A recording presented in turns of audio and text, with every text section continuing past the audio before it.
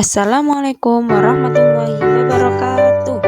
Mari kita belajar bersama tentang pendekatan pembelajaran IPS I atau SD.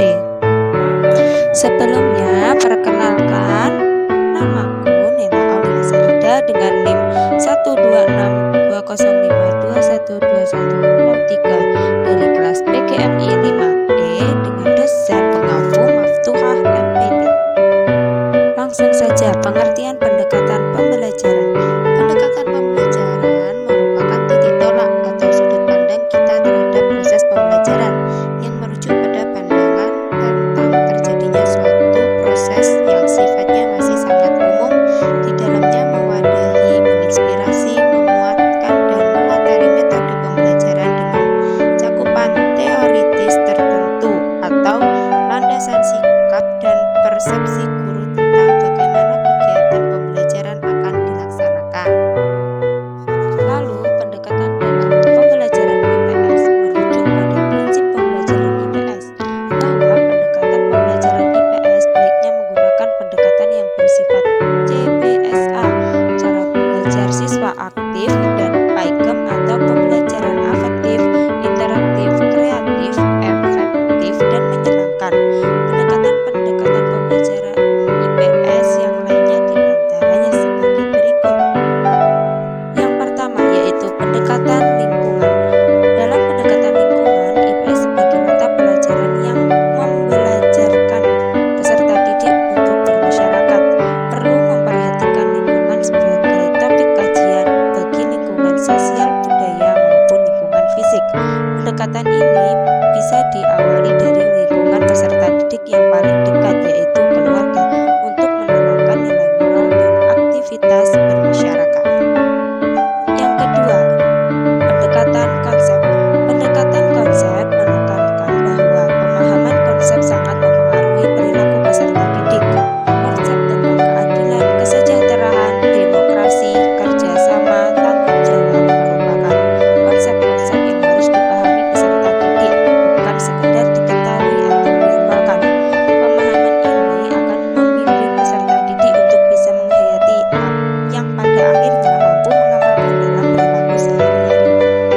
Yang ketiga, pendekatan inquiry. Pendekatan inquiry merupakan suatu pendekatan pembelajaran menuntut peserta didik untuk mencari dan menemukan sendiri sesuatu yang baru sebagai hasil belajar mereka. 4. Yaitu pendekatan keterampilan proses. Pendekatan keterampilan proses bertujuan menumbuhkan keterampilan yang berkaitan dengan suatu proses tertentu yang perlu dilatih. Menanamkan perilaku tertentu biasanya perlu dilatih dan dibiasakan sehingga nanti akan muncul perilaku yang diharapkan dalam bermasyarakat. Keterampilan proses bisa dimulai dari mencari informasi sampel, nanti bisa menginformasikannya, sumber-sumber menumbuhkan keterampilan proses dalam pembelajaran IPS antara lain peta, globe, gambar atau foto, grafik, diagram, dan sebagainya. Pendekatan pemecahan masalah. Pendekatan pemecahan masalah akan mengenalkan peserta didik pada masalah-masalah dalam kehidupan di masyarakat. Misalnya masalah lingkungan hidup yang tidak bersih, tata tertib di sekolah yang belum dipatuhi, masalah narkoba, kenakalan remaja, kemiskinan, dan sebagainya. Bisa kenakalan pada peserta didik dan untuk mengungkapkan bagaimana respon peserta didik terhadap permasalahan yang ada dalam masyarakat. Yang keenam yaitu pendekatan deduktif dan induktif. Pendekatan deduktif dan induktif termasuk ke dalam jenis pendekatan tradisional. Pendekatan tradisional merupakan pendekatan di mana guru cenderung lebih aktif dibanding peserta didik dan metodenya cenderung monoton. Pendekatan atau model pembelajaran tradisional cenderung berasumsi bahwa peserta didik memiliki kebutuhan yang sama dan belajar dengan cara yang sama pada waktu yang sama dalam ruang kelas yang tenang dengan kegiatan materi pembelajaran yang terstruktur secara ketat dan didominasi oleh guru. Yang ketujuh, pendekatan nilai. Pendekatan nilai dikembangkan untuk menumbuhkan sikap dan toleransi peserta didik dalam berperilaku di masyarakat, menumbuhkan kepekaan dan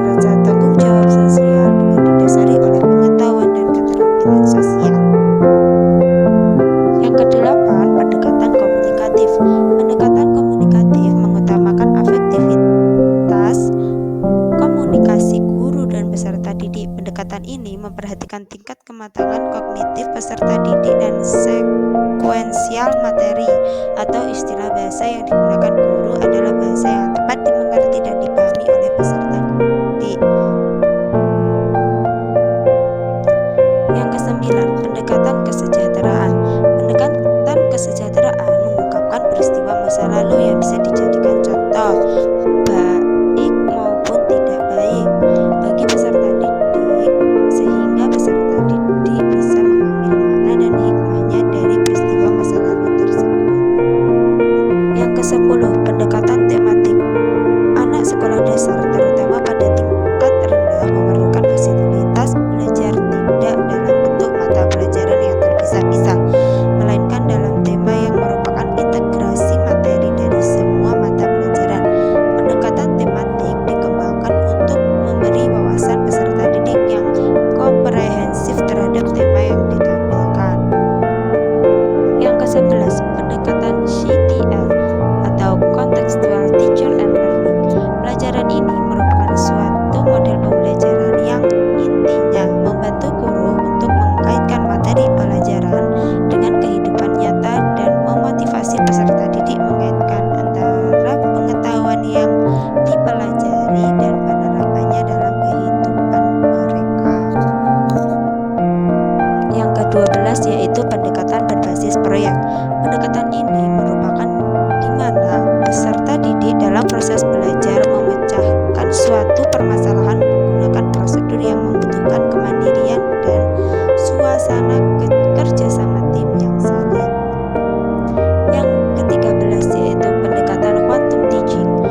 Model pembelajaran yang dilaksanakan dalam suasana yang nyaman dan menyenangkan, menghilangkan segala hambatan dalam belajar dan menekankan interaksi antara siswa dan guru selama proses pembelajaran.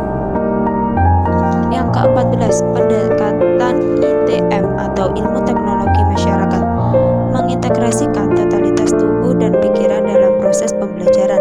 Pendekatan ilmu teknologi masyarakat atau ITM yang dikemukakan oleh Rami pada tahun 1990 yang mengemukakan bahwa pelaksanaan pembelajaran IPS tidak terlepas kaitannya dengan perkembangan isu-isu sosial yang berkembang, yang dominan menyangkut membahas pengaruh perkembangan teknologi pada berbagai aspek kehidupan sosial kemasyarakatan. Yang ke-10, pendekatan kooperatif. Di dalam kelas kooperatif, peserta didik belajar bersama dalam kelompok-kelompok kecil terdiri dari 4 sampai 6 peserta didik. Peserta didik dikelompokkan secara heterogen. Selama belajar secara kooperatif, mereka diajarkan keterampilan kooperatif agar dapat bekerja sama dengan baik di dalam kelompoknya. Ada pertanyaan? Jika belum paham, langsung ke kolom komentar. Terima kasih, saya sampaikan, kurang lebihnya mohon maaf.